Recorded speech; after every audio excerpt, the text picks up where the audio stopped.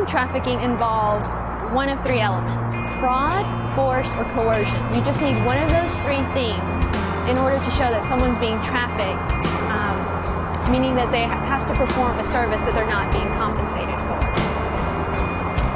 The top three activities that people are trafficked into are sex trafficking, labor, and domestic servitude.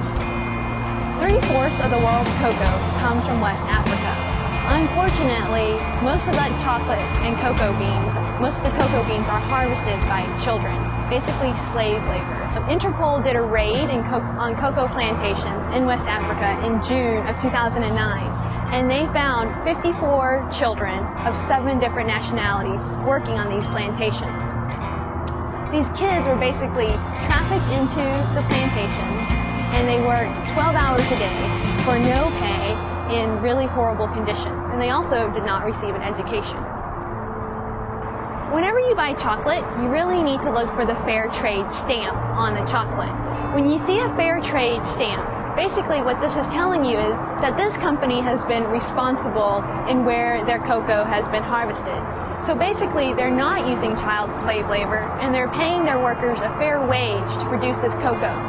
So fair trade chocolate is going to be more expensive, but at least you know that it's not being produced by children. So trafficking in the US can take many different forms. You know, it's not just like the movie Taken, where someone flies abroad and then they're kidnapped and forced into human trafficking, although that does happen. In the US, more of what it looks like deals with runaway teenagers. You know, runaway teenagers are typically solicited within the first 48 hours by someone to become a prostitute. So they are a huge target here in the U.S. to become domestic trafficked victims. What you also have is domestic labor. For example, women becoming nannies or maids.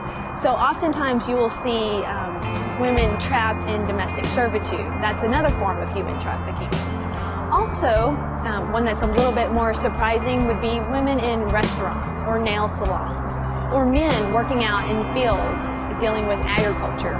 These are all different types of scenarios of what human trafficking looks like in the U.S. So what human trafficking does not always necessarily involve is transportation. A person does not necessarily have to be moved from one place or another for the crime of human trafficking to happen. Houston is a hub city for human trafficking, mainly because of the international airport. It's also a port city, and we have the I-10 corridor. The Department of Justice says that 1 out of 5 human trafficking victims in the entire nation will actually be trafficked along the I-10 corridor. Another startling number actually comes from the National Trafficking Hotline, and that number is 1-888-3737-888. And so basically, people from all over the U.S. can call this number and report someone that they think might be trafficked. So this is a national hotline where anybody can call in if they think someone's being trafficked. Well, in 2009, 1/3 of the calls came from Texas, and out of that number, 58% came from Houston. So there's a statistic right there that just speaks to the volume of human trafficking that's going on in Houston.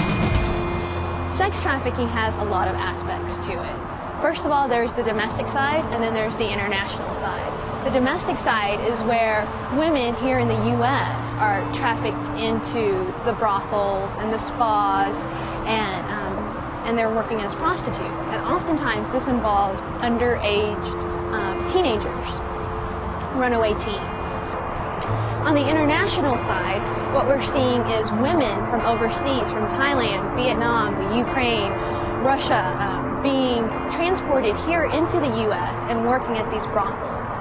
There are brothels all over Houston, and unfortunately, they're easy to spot, and you can walk into them, and there will be women there who from many different countries who don't speak any English at all. And so that's a clear sign of these women being trafficked.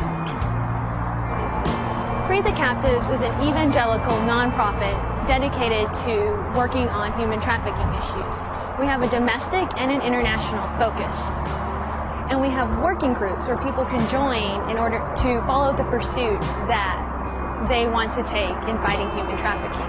So our working groups right now consist of an international working group where we're working with missionaries overseas who are combating human trafficking. We have 2 working groups that are focused here on Houston, one on the brothels and the legislation behind it, and then 2 opening up a safe house for runaway teens. I'm Julie Waters. I'm an attorney and I'm also a student at Dallas Theological Seminary. My passion is about fighting human trafficking. I'm also the founder of Free the Captives, an anti-human trafficking ministry located here in Houston.